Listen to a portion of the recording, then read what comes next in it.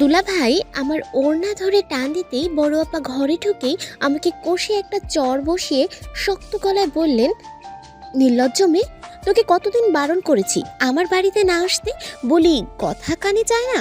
গায়ের এত যখন কামড় তখন বিয়ে করে নিলেই পারিস, আমার বাড়িতে কেন আসিস তুই? আবার যদি কখনো আমার বাড়ি আসিস তাহলে আমার মরা মুখ দেখবি, এই বলে দিলাম। কথাগুলো বলেই বড় আপা আমার হাত ধরে ঘর থেকে ধাক্কা দেওয়ার মতো বের করে দিল। বড় আপার কথাগুলো কানে ঝিঝি পোকার মতো বাজছে। যে আপা আমার পক্ষে নিয়েছিল বলে বাবার হাতে মার খেয়েছে, আজ সে আমাকে এত বাজে বাজে কথা বলল কেমন করে? আমার গায়ে হাত অবধি তুলল। সত্যি কথা বলতে আমার দোষটা কোথায় ছিল? দুলাভাই চা চেয়েছিল বলে আমি তাকে চা দিতে গিয়েছিলাম, কিন্তু তিনি যে আমার সাথে এমন অপ্রীতিকর ঘটনা ঘটাবেন তা ভাবতেও পারিনি। বড় ভাইয়ের মতো যাকে সম্মান করি সে আমার দিকে কামনার হাত বাড়ালো, এটা ভাবতেই গা গুলিয়ে এলো। তার উপর বড় আপা এমন ধারার কথা বলল যার মানে বুঝতে পারলাম না। বড় আপা ৮ মাসের গর্ভবতী। আমি তার দেখাশোনা করার জন্যই এখানে এসেছিলাম। বড় আপার বড় ছেলেটা এবার ৭ম শ্রেণীতে পড়ে। একটা মেয়ের আশায় আবার নতুন অতিথির আগমন হতে চলেছে। বড় আপার যখন ১৮ বছর বয়স তখন ৩৫ বছরের প্রবাসী বড় আপার যখন ১৮ বছর বয়স তখন ৩৫ বছরের প্রবাসীর সাথে বড় আপার বিয়ে হয়। বিয়েতে বড় আপা একদমই রাজি ছিল না। খুব মেধাবী ছিল বড় আপা। এসএসসি পেরিয়ে ইন্টারে পা রাখতেই বাবার এই সিদ্ধান্তে বড় আপার স্বপ্ন মাটিতে মিশে যায়। অবশ্য বড় আপার স্বপ্ন ভালো লাগা মন্দ লাগা এগুলো বাবা কখনোই গুরুত্ব দেননি। বাবার প্রথম সন্তান মেয়ে ছিল কিনা তাই। ছেলের আশা করে মেয়ে হয় বাবা মর্মাহত হয়ে পড়েন, তাই বড় আপাকে কখনো ভালোভাবে গুরুত্ব দেননি। আমাদের সমাজে এরকম হাজারো বড় আপা আছে যাদের পরিবারে বড় হওয়াটাই একটা অভিশাপ। বড় আপারও তাই হলো। স্বপ্ন ভেঙে বয়স্ক একজনকে বিয়ে করে সংসারে পা দিলেন। বিয়ের ৬ মাসের মাথায় বড় আপা প্রথম আমাদের বাড়ি আসে।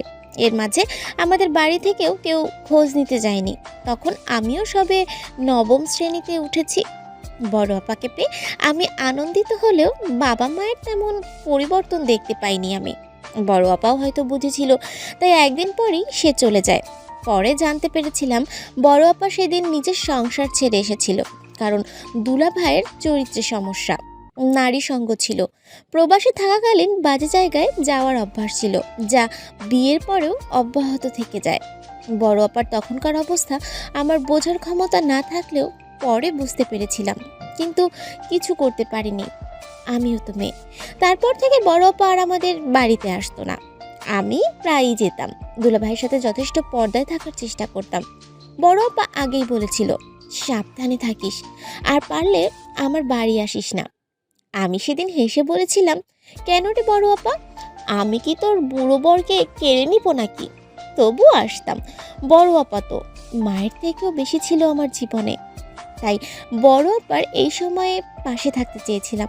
তবে আজ যা হলো তার উপর এই বাড়িতে আর নয়। সব গুছিয়ে বড় আপাকে শেষবারের মতো বলতে ওর ঘরের কাছে যেতেই যা শুনলাম তাতে আমার রক্ত হিম হয়ে গেল। দুলাভাইয়ের নজর আমার উপর পড়েছিল, এই জন্যই আপু আমাকে ওর বাড়িতে আসতে বারণ করেছিল। দুলাভাই নিজেই নাকি বড় আপাকে বলেছে, তোমার বোনটা ভালোই নাদুস নুদুস হচ্ছে, বলে একদিন আমার কাছে দিলেও তো পারো। ছি ছি, যাকে এত শ্রদ্ধা করলাম সেই এমন প্রতিদান দিল। বড় আপা দুলাভাইয়ের কলার ধরে এসব বলছে আর পাগলের মতো কাঁদছে। এই প্রথম আমাকে মায়ের মতো বোন আমাকে মেরেছে। ওর মধ্যে কি চলছে আমি তো বেশ বুঝতে পারছি। আমার ভাবতে অবাক লাগছে এই অমানুষটার সাথে বড় আপা এতগুলো বছর সংসার করে যাচ্ছে কিভাবে, আর করবেই বা না কেন? কে আছে বড় আপার? পরিবার থাকতেই তো নেই। আজ বড় আপা মেয়ে বলে এমন। বড় আপাকে সেদিন কিছু না বলেই বেরিয়ে আসি। বড় আপার কান্না আমার সহ্য করা সম্ভব ছিল না। ২ মাস পর বড় আপার একটা ফুটফুটে মেয়ে হলো। হাসপাতালে দেখতে গেলাম, মেয়েটা যেন বড় আপার কপি। সেদিন বড় আপা আমাকে জড়িয়ে সে কি কান্না, পাগলের মতো আমার মুখে হাত বুলিয়ে বলেছিল, তোর খুব লেগেছে তাই না রে, মাফ করে দিস আমাকে, আমি বোন হয়ে তোর গায়ে হাত তুলে ভুল করেছি। সে কি কান্না বড় আপার। বড় আপাকে শক্ত করে ধরে বললাম, ওই অমানুষটার সাথে কেমন করে চলো? ছেড়ে দাওনি কেন বড় আপা? ঘৃণা আসে না তার প্রতি? আমি ওই অমানুষটাকে ছাড়তে পারি, কিন্তু আমার সন্তানকে কি করে ছাড়বো বলতে পারিস?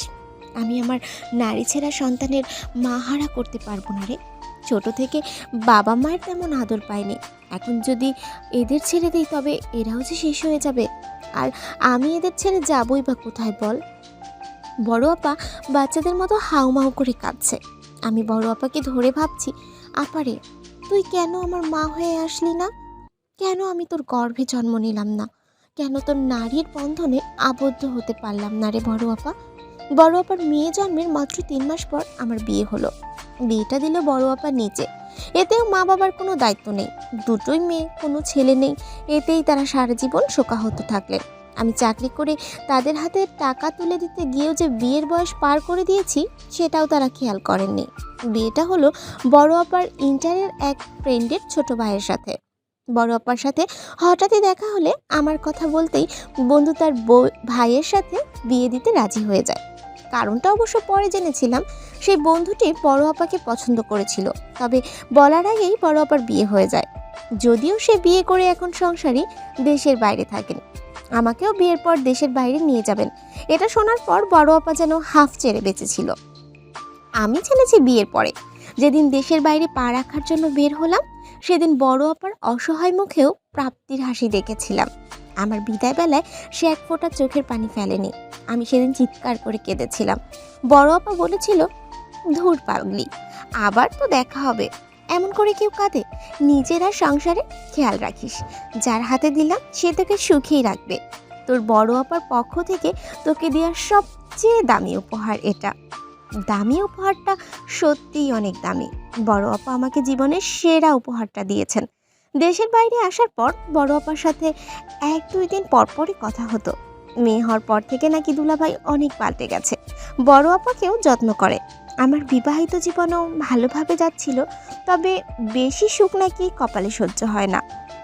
2 বছরের মাথায় একদিন ভোরে দেশ থেকে মেসেজ আসলো, বড় আপা ঘুমের মধ্যেই আমাকে রেখে না ফেরার দেশে চলে গেছে। সেই মুহূর্তে বড় আপার ওই নিষ্পাপ ঘুমন্ত মুখটা চোখে ভাসছিল। আমার বড় আপা কত কষ্ট নিয়ে নীরবভাবে চলে গেল। একটু সুখের দেখা পেল কি পেল না, আর এমনি সে এমন এক জায়গায় চলে গেল যে আর কোনোদিনও আসবে না। বড় আপা, তুই বড় মিথ্যেবাদী। তুই বলেছিলি আবার দেখা হবে, সত্যিই কি আর দেখা হবে রে বড় আপা?